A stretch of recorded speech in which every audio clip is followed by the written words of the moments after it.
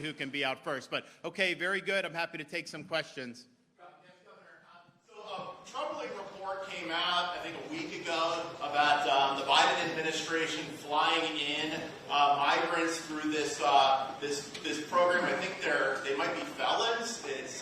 Or they're getting out of jail or something like that, and that they're coming in, and that they were coming right here to South Florida, to Miami and into Fort Lauderdale Airport. And I know that the Attorney General has sued the Biden administration over this. Do you have any update on that? Right. So, I mean, we think it's an illegal program. What he's doing is he is, quote, paroling people in foreign countries and then flying them in. Now, the reason why Miami was the top is because it's the closest airport to where he's bringing people from.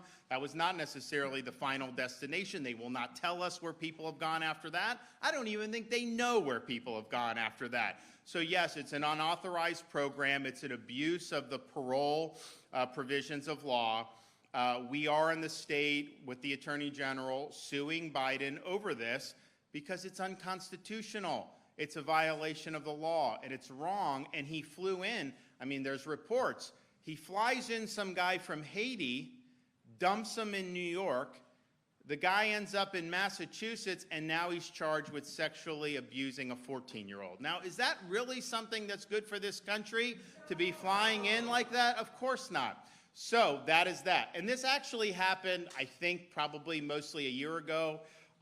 We have not noticed an increase in terms of our community. So my sense is most of those people probably gravitated to sanctuary states, because you go to California, you get a driver's license, you get health care. In Florida, you're not getting a driver's license if you're here illegally. You're not doing that. So it's a different paradigm.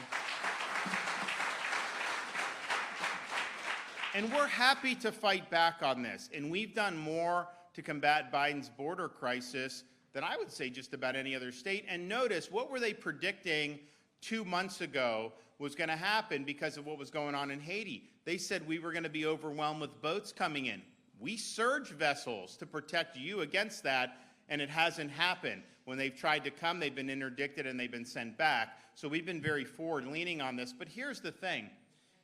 If the president and an administration is behaving in a way that violates the law or Constitution, the appropriate remedy is to have the House of Representatives stop funding the constitutional abuses. And yet, the Republican-controlled House joined with Schumer to write Biden a blank check on all his border policies. And so, look, we worked hard in the midterm. We added 4 new Republicans to the U.S. House delegation. The reality is that is being funded by the Republican House of Representatives. And if you had removed funding from that, then he would not be able to utilize that program. And yes, I think we'll win the lawsuit eventually. Although, let me say this on these lawsuits. We have a problem with the judiciary. There's a major imbalance. Conservative judges, I mean, these are well-meaning people. They have a conservative judicial philosophy. We'll have a state like Florida will bring a suit because Biden's violating the law, and they'll say, oh, I don't know if you have standing. It's probably illegal, but you don't have standing. We got to dismiss the case. Let me tell you this.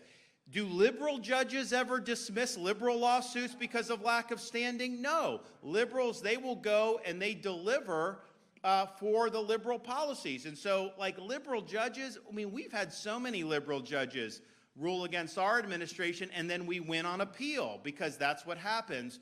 So this is just something. So if they don't, the only way we won't win the lawsuit is if they say you don't have standing. And I think that would be wrong, but that's kind of the escape hatch that some of these conservative judges are utilizing to be very narrow on who has standing. And my thing is like, look, what's good for the goose is good for the gander. You can't have 2 different standards of Article 3 standing depending on whether you're coming at it from a conservative perspective or a liberal perspective. If liberal groups have standing to do all this stuff, why does a state not have standing to come in and do that? But that's very, very significant, and I think a lot of these conservative judges on the federal courts have let us down over the years with that type of views.